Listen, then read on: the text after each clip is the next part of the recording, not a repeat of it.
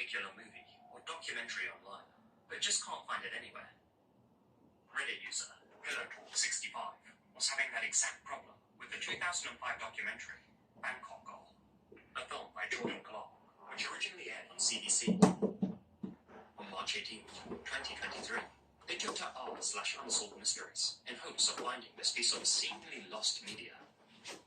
Their ultimate aim was to find out what really happened as a documentary's central figure, a young woman named Flye. About 5 years ago, I watched a documentary called Bangkok Girl. It was about a time, her difficult struggles, and the glimpses of happiness in her life. For some reason, this one really stuck with me, and I couldn't stop thinking about it for a long time. So, I decided to re-watch the documentary. Nothing. Nowhere to buy it. I've tried all the sites where you can usually watch movies for free. It's either out of stock, privatized, or removed. Simply nothing. No trace of someone mentioning it recently. It's practically been wiped from the internet. There are many weird things about this movie too. Flye, the girl at the center of the documentary, is supposed to have died. I remember it was something heart-related, but no clear COD was provided. After a bit of internet sleuthing, the documentary was found hidden away in a remote corner of the internet. Just as PillowTalk had recounted, the film focuses on Flye, 19, a vivacious and charming lady who shows the director/cameraman, Jordan Clark, around her home city of Bangkok. Throughout, we get to hear about Flye's troubled life, the disturbing expats who bothered her and followed her around, her concerns for her future, and her fears about being trapped in a life that she couldn't escape. After watching it, I totally understand why her story stuck with PillowTalk and so many others. There's just something instantly likable about Flye's personality, and instead of judging her for her profession, the film humanizes her. So, needless to say, the story's closing segment really does feel like a punch to the gut. Within a week, Flye was found dead. I was told the police report stated heart failure as the cause of death.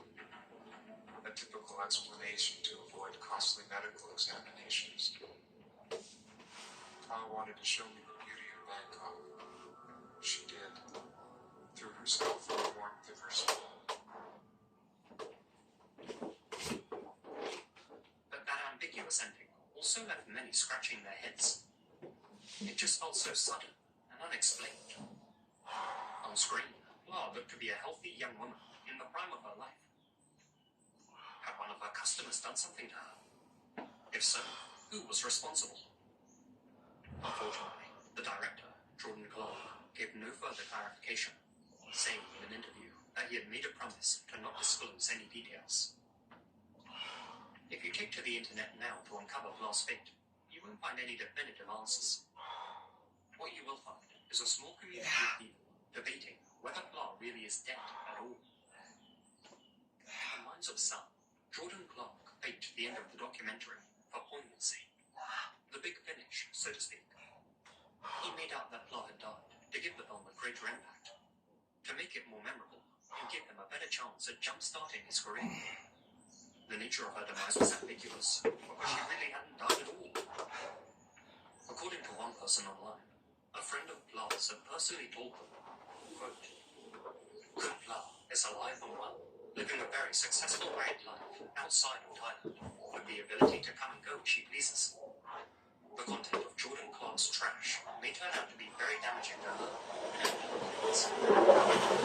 People who agree with that point of view say that it's odd that Jordan felt comfortable announcing Flye had died, but felt like he'd be breaking the rules if he released any details about it. To counter that, Jordan himself made the point that in order for his documentary to air on CBC, it had to go through an errors and omissions insurance process, in which two lawyers, the insurance company, and the broadcaster fact-checking department scrutinized all the material and information. Neither Jordan nor the broadcaster were likely to risk their reputations by deceiving their viewers. Perhaps Jordan couldn't, or for legal reasons wouldn't, hint at who was responsible. Perhaps he had his suspicions, but didn't know for sure. Perhaps he really just didn't know what happened to her, after all. Given how much Thailand's economy relies on tourism, it's not inconceivable that the government or local authorities would have tried to suppress that information. There is perhaps a third possibility. As stated by Jordan, and as can clearly be seen in the film itself, he and flye formed a strong friendship. Could it be possible then, that after filming, but before broadcasting, flye had a sudden change of heart and requested that Jordan manufacture her demise? Perhaps she met a new romantic partner and didn't want them finding out about her work history. Perhaps she didn't want the film to reach her family, who were ignorant to her profession. Perhaps she just wanted to distance herself from the documentary. Since the film was only to be broadcast by CBC, the only real chance of it coming back to haunt her was if it became a big hit in the West. If everyone thought she was dead, nobody would come looking for her, badgering her, or crucially her loved ones, for interviews, and reveal her secret job. That would explain what Jordan had made his promise to. Plus, by faking her demise, he could still go on to release the film that he had worked so hard on, also doing a favor for a dear friend. That is, however, mere speculation, and although I do hope that is the case, I think, on the balance of probabilities, that flye's life really did come to an abrupt end, as the documentary states, with the only real mystery now being how. Given how the Thai authorities sweep these types of matters involving bar ladies under the rug, we'll almost certainly never know for sure. And if it was at the hands of a customer, well, they'll almost certainly never face justice.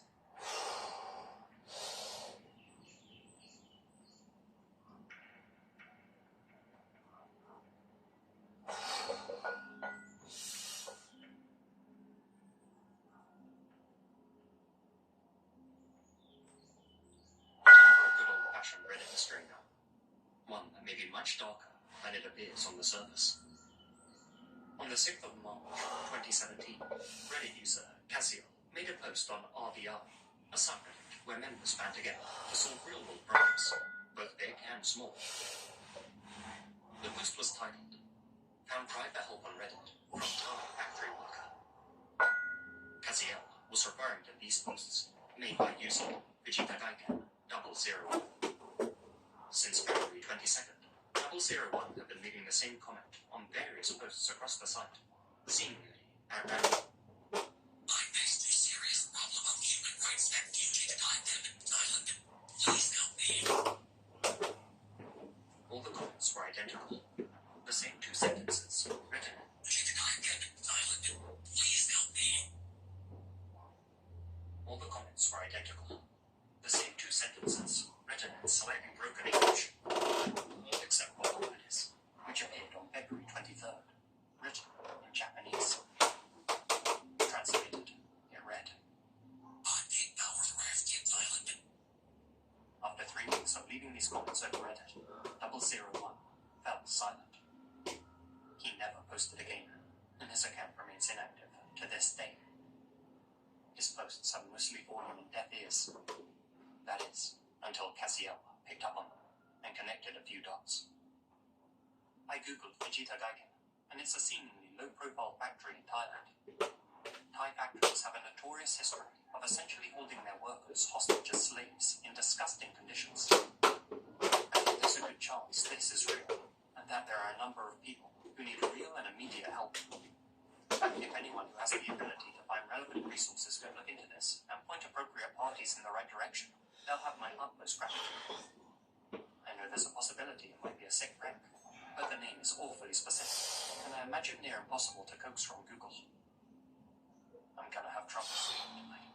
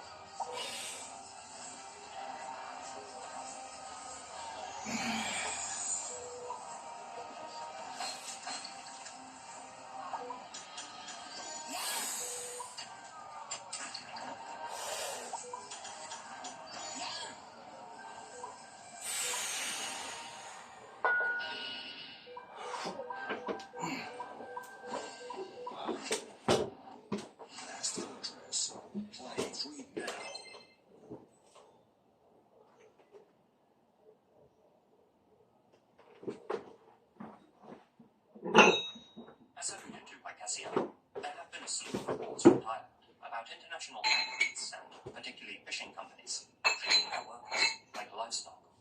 Numerous businesses have been accused of being forced labor, for committing human trafficking and holding workers captive, and even for making some of their workers disciplined.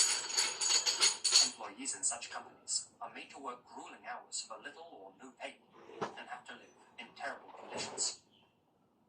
Under Thailand's authoritarian regime, many human rights activists and organizations attempting to protest workers have been silenced or banned. There have even been reports of the Thai authorities themselves returning escaped workers to their companies. For many, escape is an impossibility. But what about the company that 001 mentioned in their cry for help, Vegeta Gaiken Limited? As their name suggests, they're actually a Japanese company, but one with a branch in Bang Phraen, Thailand. Looking at some of the reviews it has on Google, it seems to have a less than stellar reputation, with people accusing the company of modern slavery.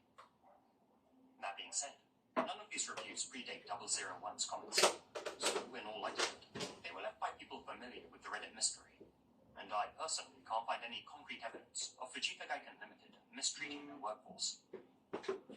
Even so, many people have speculated whether 001's comments were from a Japanese or Thai worker genuinely seeking help and trying to draw attention to their plight and the plight of so many others in Thailand.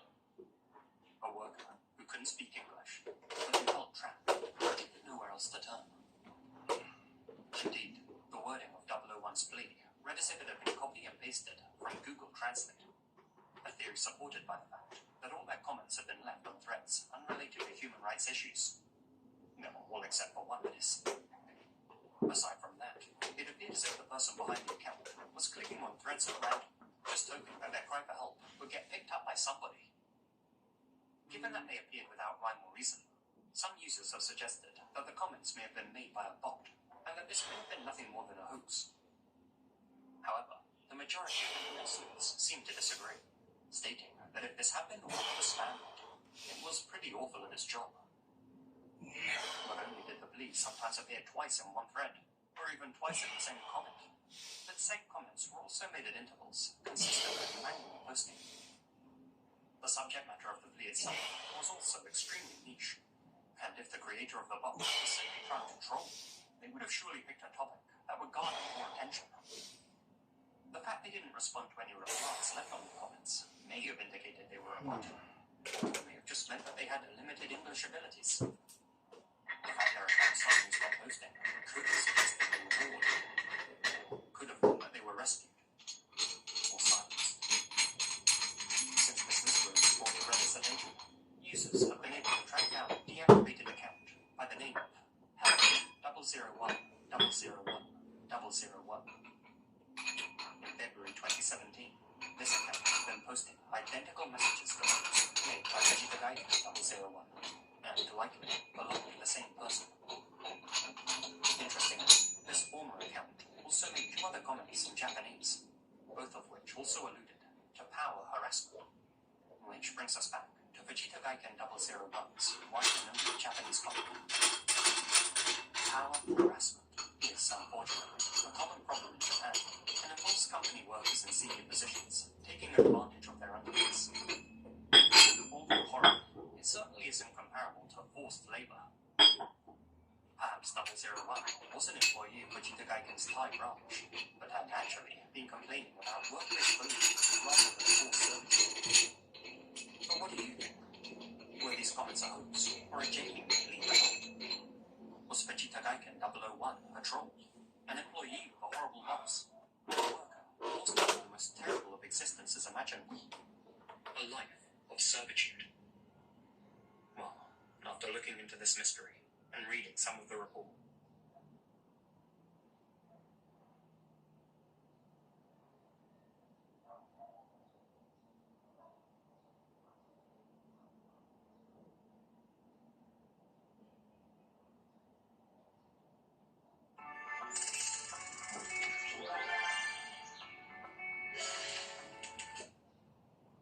yet despite gathering, what began as a voyage of hope would quickly descend into a nightmarish tale of madness and despair as the lost laden pushed trading Not counting that across last the space round. heavens. I was too fast and I wasn't stretching all the way up. A better life, now marooned on a barren, desolate island, thousands of miles from civilization. As the survivors desperately fought to stay alive, a dramatic battle between good and evil would unfold, as a cast of unusual characters clashed in a deadly power struggle that saw one man lead a tyrannical and increasingly insane reign of terror. This harrowing tale of betrayal, mutiny, desire, and revenge, serving as a chilling reminder of the capacity for human beings to turn on each other and descend into pure savagery when faced with extreme circumstances. At the turn of the 17th century, the European spice trade was booming, as merchants across the continent desperately raced to acquire new sources of these almost magical ingredients from far across the ocean. Previously unavailable spices such as cinnamon, pepper, and nutmeg were highly prized for their medicinal properties, but most of all for their extraordinary ability to add powerful and interesting flavors to otherwise bland foods. The wealthy were prepared to pay a high price to acquire such ingredients, with spices purchased in the East Indies selling for up to 600 times their original price in European cities. To exploit this lucrative demand, in 1602 the Dutch East India Company was formed, a private trading corporation that could act independently overseas, with the full force and authority of the Dutch government behind it. In 1628, the newly constructed flagship of the Dutch East India Company set sail on her maiden voyage to the Dutch colony of Batavia in the East Indies, the crew tasked with bringing the ship back safely with a cargo hold full to the brim with valuable spices. With such extraordinary profits on offer, there was no shortage of volunteers to undertake the grueling year-long journey to the Dutch East Indies, a journey that would likely result in many never seeing them again due to the dangers involved, but also one that bore the promise of a new and better life should they survive. Many would indeed perish during the journey, however it wouldn't be tropical disease that claimed their lives. Over 340 men, women and children departed on the flagship Batavia on the 28th of October 1628. The sailors, soldiers, merchants and family members of those on board, nervous but also optimistic for the early journey ahead. The trade fleet of 11 ships was commanded by Francisco Persson, a company man whose job was to represent the interests of his paymasters and ensure that the mission was a profitable success, while the Batavia itself was captained by Ariane Jacobs, the skipper responsible solely for the day-to-day running of the ship itself. This dual command structure was standard policy for the Dutch East India Company. The understandable tensions between two competing authority figures were greatly exasperated by the fact that Pelsart and Jacobs loathed each other due to an earlier dispute which involved Pelsart publicly chastising Jacobs for an especially wild and disorderly night of drinking. Trapped on a floating wooden prison for months on end, the pair's mutual animosity was a disaster just waiting to happen. But there was still one more character to add to this already volatile mix. Every story needs a good villain. Enter Johannes Cornelis. Cornelis was a bankrupt apothecary who was desperate to get as far away from the Dutch Republic as possible. As one of the closest followers of the heretical Dutch painter Johannes Terentius, Cornelis had publicly questioned the existence of heaven and hell, believing that if they did not exist, then one was free to do as they wished, whether good or evil. After all, any emotion that lay in the heart of a man was placed there by the will of God himself. The idea that a man could sin and pursue earthly pleasures with no spiritual consequences had made Cornelis a wanted man, and with the authorities closing in on him, Cornelis thought it prudent to look for a quick escape, taking employment as a junior merchant on the Batavia, which he hoped would afford him a fresh start thousands of miles away from his troubles. For the crew and passengers of the Batavia, a 15,000-mile voyage lay ahead, while it would take them to the other side of the world, aboard one of the finest ships the Dutch had ever built. However, as well as being one of the most splendid seafaring vessels on the planet, the Batavia also carried with her the richest cargo to ever leave Amsterdam. Her holds packed with valuable treasures and 12 huge huge money chests, each one filled with 8,000 silver coins, the immense bounty intended to fuel the fires of Dutch trade throughout the East Indies Empire. The presence of such an incredible fortune had no doubt attracted the attention of the rough and ready crew of the Batavia, many of whom had been born and raised in the gutters of the Dutch Republic. These men who were paid a pittance for their labours, now tantalisingly close to more money than they could ever dream of, laying just inches below their feet. For a man as proudly amoral as Geronimus Cornelis, such a temptation was simply too much to resist, and the exiled heretic began to plot how he might seize the Batavia's treasure for himself. Noting the rift between Commander Pelsard and Captain Jacobs, the manipulative Cornelis saw his chance to gain a powerful ally, the would-be mutineer quickly striking up a friendship with Captain Jacobs, shrewdly exploiting the man's hatred of Commander Pelsard.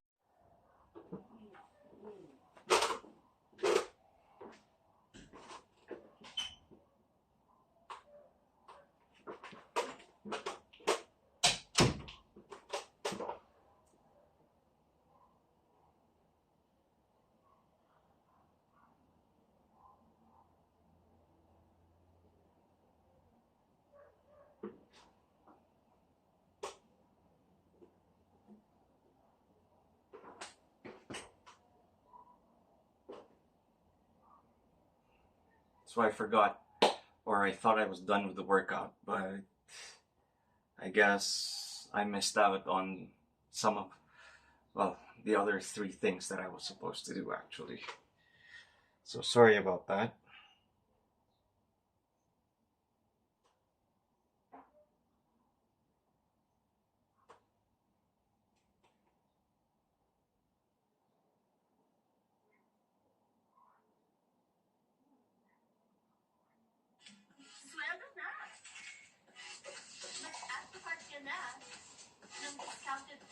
Owners of the ship.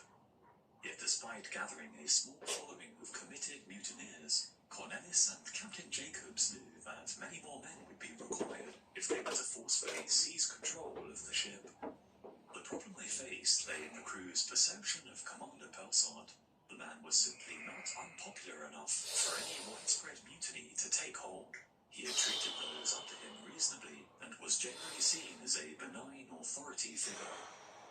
Never one to fall victim to circumstances, Cornelis decided to take matters into his own hands. He would engineer a situation so heinous that Commander Pelsard would be forced to take draconian measures against the crew, measures that would surely be seen as unjust and excessively harsh, thus generating the level of hatred and ill-feeling required to turn the majority of the sailors against him. The plan was to arrange for a group of masked mutineers to attack a young female passenger during the dead of night. With no idea who the culprits were, an outraged Commander Pelsard would be forced to discipline the entire crew, almost certainly punishing innocent men in the process, making them far more receptive to the possibility of a mutiny. The plan was promptly carried out. However, to the surprise of Cornelis, Commander Pelsard did nothing, instead deciding that it would be prudent to wait until the Batavia reached its destination before carrying out an investigation. The lifelong career man unwilling to take any action that might endanger the safety and success of the voyage, and thus damage his standing in the company.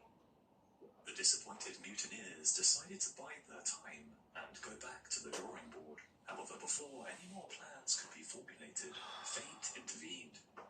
Just weeks away from their destination, on the night of the 4th of June 1629, the Batavia ran aground during a storm on a coral reef just off the coast of Western Australia, near what is now known as the Hootmernabrolos Islands.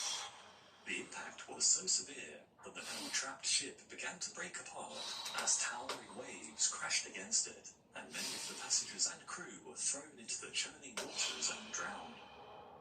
The following morning, the captain, commander, and a large number of the survivors gathered whatever supplies they could carry and sailed the ship's longboat to a nearby island that was thankfully only 2 kilometers away from the wreck site, while Cornelis and several others remained trapped on board the deteriorating but still intact ship. After landing on the island, the 300 or so men, women, and children soon realized that their new sanctuary was little more than a sad its head above sea level. The island contained no fresh water, with the only source of food being the handful of birds and sea lions that occasionally came ashore. It was clear that without additional supplies, the inhospitable and isolated island would quickly become their tomb. Convinced that their end was imminent, the survivors lost all hope and began a rapid descent into hedonism and anarchy, raiding what remained of the food and liquor stores as they began gorging and drinking themselves into oblivion, hoping to at least temporarily escape the clutches of despair and torment, no longer thinking of the future as they focused on enjoying what they suspected might be the last few days of their lives. Commander Pelsart did his best to re-establish some semblance of basic order. However, marooned on a tiny, barren island so far from civilization, chaos became the new law of the land. Following his fruitless search of the islands, Commander Pelsart and Captain Jacobs led a small group of volunteers to the shores of mainland Western Australia, hoping to find water, food, and maybe even some kind of native settlement to which the survivors could be evacuated. However, only a desolate landscape was to greet them. Undeterred, Commander Pelsart decided to press on, leading the search party on a danger-fraught 3,000-kilometre journey north to the Dutch colony and flagship's namesake of Batavia, the expedition's original destination, where he planned to raise the alarm and return to the islands at the head of a rescue party. Low on food and water, and with 48 people crammed in a small longboat, the search party's odds of survival were slim indeed. However, a quick death at sea might have been preferable to the alternative. The thought of returning back to the madness-gripped islands empty-handed, spurring the group onwards. By now, the remains of the Batavia shipwreck were rapidly disintegrating. Cornelis and the handful of men still clinging to life on board. The only chance of survival lay in somehow joining the other survivors on the island. They attempted to make the long swim, grabbing onto anything that would float to aid their journey, yet many sunk beneath the churning waves, never to be seen again. One of the lucky few who made it ashore was none other than Cornelis, the fortunate man now finding himself as the highest-ranking officer on the island, as most of the other senior crew were attempting to reach the Dutch East Indies in the longboat. With the desperate survivors feeling abandoned by Commander Pelsart, Cornelis saw an opportunity to take advantage of the resentment and chaos, and began establishing what was essentially his own personal fiefdom, easily emerging as the undisputed leader of a self-appointed council, which would act as the island's unelected governing body. He set to work issuing edicts and establishing order, setting the survivors to work gathering and rationing supplies that continued to be washed up from the shipwreck, using the ship's sails to funnel rainwater into barrels, digging latrines, organising hunting parties, and gathering all of the resources within his own grand, specially constructed tent, which was now under the protection of his own hand-selected militia, all of whom just so happened to be loyal members of the original planned mutiny. Under the pretense of security, Cornelis disarmed the survivors, gathering together all of the muskets, along with anything else that could be used as a weapon, ensuring that only he and his men had access to them. He also seized control of the makeshift boats and rafts the survivors had constructed, trapping everyone on the island. Initially, the survivors were relieved to have a strong leader take charge, and for a while it seemed as though life was improving. However, some amongst the group began to voice concerns over the level of total control Cornelis now wielded. In command of all food, water, and resources, and with his own personal army, Cornelis held the power of life and death over every survivor, a feeling of total power that he revelled in. Finally, he had a chance to put into practice the heretical beliefs he had developed over the years. The island would become his personal playground, one where he could indulge in pleasures without conscience and the interference of others. If they could just survive long enough to hijack any rescue ship that might arrive, the mutineers could use the Batavia's immense treasure to start a new life. However, in the meantime, Cornelis intended to have some fun. Yet before he could usher in his new earthly paradise, he would have to eliminate any potential rivals and greatly reduce the number of useless eaters, thus ensuring that his supplies lasted for as long as possible. The main group who posed a threat to Cornelis's regime. The soldiers under the leadership of a man named Hayes. These company mercenaries had been trained for war and were noticeably more disciplined and able than the rest of the survivors. They could not be allowed to live. Cornelis swiftly moved against them, dropping the 22 men off on nearby West Wallaby Island, supposedly to look for water. However, Cornelis knew full well that the island was most likely barren. He had sent them there to die. Another group of around 45 men, women, and children deemed surplus to requirements were tricked into travelling to another nearby island, which is now called Seal Island, where, like the soldiers, they were marooned and left to die. Yet, despite disposing of these two large and inconvenient groups, Cornelis was concerned that there were still too many mouths to feed. With food and water supplies rapidly dwindling, many more would need to be disposed of if it was to maximize his chances of living long enough to hijack a rescue ship. At first, the infirm and weak were eliminated in secrecy, the victims quietly smothered in their sleep, their deaths blamed on natural causes. However, as the days passed, the killings became far less subtle. Other targets would be taken out on fishing or scavenging trips by the mutineer gang. Once the raft had drifted far enough away from prying eyes, the victim would be tied up, thrown overboard, and left to drown. The downfall explained to others as merely a tragic accident. The number of these strange accidents and disappearances continued to grow until all were no longer under any illusions about what was taking place. As many as 125 men, women, and children are thought to have disappeared as Cornelis unleashed a chilling reign of terror. His thugs no longer killing out of any sense of personal survival, but for the sheer pleasure of it, the island becoming a waking nightmare as the mutineers indulged their worst impulses without a care in the world. Cornelis even began toying with his victims, forcing other survivors to kill if they wished to save their own skins, often merely to satisfy his own curiosity over whether they would or not. Survival would require complete obedience to him and him alone. Yet surprisingly, Cornelis never took a single life directly, instead manipulating others into doing the dirty work for him, often under the pretense that the victim was a thief or troublemaker. By corrupting the others, Cornelis was strengthening the mutineers' bond with blood and ensuring that by the time rescue arrived, there would be nobody left alive who was truly innocent. All non-mutineers had to be eliminated. In his mind, Cornelis had ascended to godhood. However, the power he wielded was beginning to go to his head, and his judgment became increasingly impaired as the tyrant fell victim to hubris. The man who had outmaneuvered his rivals for so long was about to make a fatal error. He ordered that all of the so-called useless eaters whom he had earlier marooned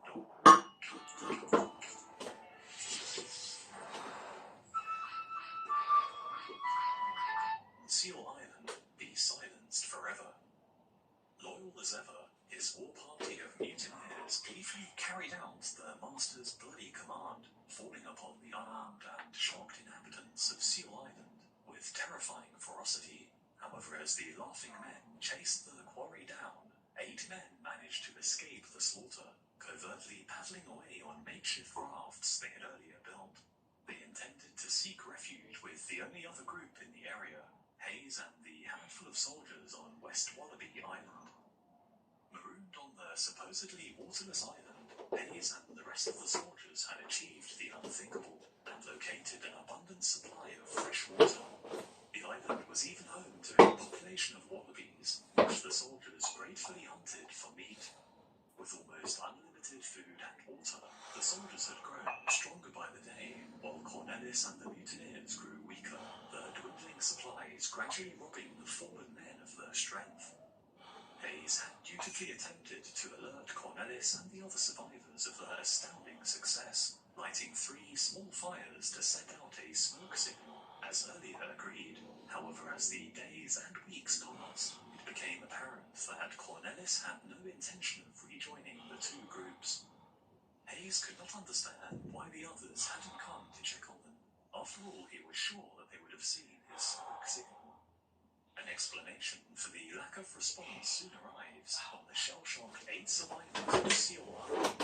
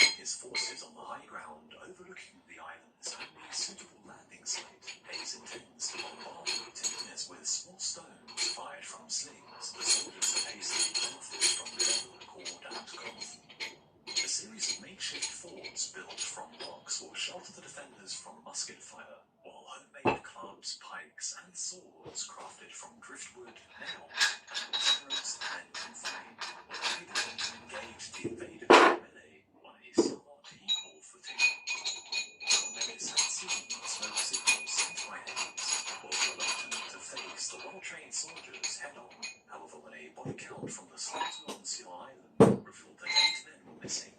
His hand was forced. He discovered that the missing 8 men had fled to Hayes and the soldiers on the west Wallaby Island and told them everything. This presented a problem that simply could not be ignored. Due to the location northwest of the Mutineers Island, Hayes and the soldiers were closer to the route any rescue vessel from Batavia would take, giving them the chance to make first contact with any potential rescuer before Cornelis and his followers. Should this occur, the mutineers' elaborate plans to take over the rescue ship, escape, and embark on a life of piracy would ultimately fail. Hayes and the soldiers simply had to be eliminated. However, Cornelis and his men were little more than thugs and bullies. The victims so far had been unarmed men, women, and children. Going up against Hayes and the soldiers would be no simple feat. This martial inexperience was clearly demonstrated when a series of amphibious landings made by the mutineers were decisively repelled. Pelted by a torrent of stones raining down from the high ground, the mutineers were forced to beat a humiliating retreat when Hayes and his soldiers came charging down towards them. The points of the vicious-looking homemade pikes swiftly melting away the courage of the invaders. News of these defeats enraged an already deteriorating Cornelis, and with time rapidly running out, he personally led his remaining 37 men on an all-out attack against the hated soldiers. However, once again, the woefully outmatched mutineers were crushed and forced to retreat, as Cornelis was captured alive, with 3 of his strongest and most feared lieutenants killed in battle. With the king held hostage by the enemy, the mutineers launched a final attack. Realizing that they had nothing to lose, they knew that if they failed to take the island, they were dead men. If this was the end, they intended to go down in a blaze of glory. This time, they learned from their mistakes and adapted their strategy, staying well away from the range of the soldiers' slings, while keeping the enemy within range of their muskets, slowly and methodically moving forward as they peppered the soldiers' positions with gunfire. This new and more patient strategy seemed to work, with 3 of Hayes' men killed as the soldiers were gradually forced to fall back. In danger of losing control of the high ground, it seemed as though Hayes and the soldiers had lost the day. However, with the mutineers on the cusp of victory, the warring men who had once been shipmates on the Batavia spotted something on the horizon. A sail, a rescue ship had arrived. Amazingly, Commander Pelsart had successfully led his small party of survivors on the 33-day-long journey to the port of Batavia, where he made contact with the Dutch East India Company and acquired a rescue ship from the colony's Governor-General. Given strict orders to rescue the company's treasure, along with anyone who might still be alive, Commander Pelsart had returned to the site of the shipwreck that had almost ruined his career. Only by bringing back the lost vast hoard of wealth could he hope to redeem himself. Yet what he had expected to be a simple rescue mission was about to become a hellish tale of barbarism and depravity that would go down in history as perhaps the most infamous mutiny of all time. Both warring factions raced to intercept the vessel first, the mutineers hoping to commandeer the ship for themselves, the soldiers intending to warn the rescue party aboard of the evil that was awaiting them.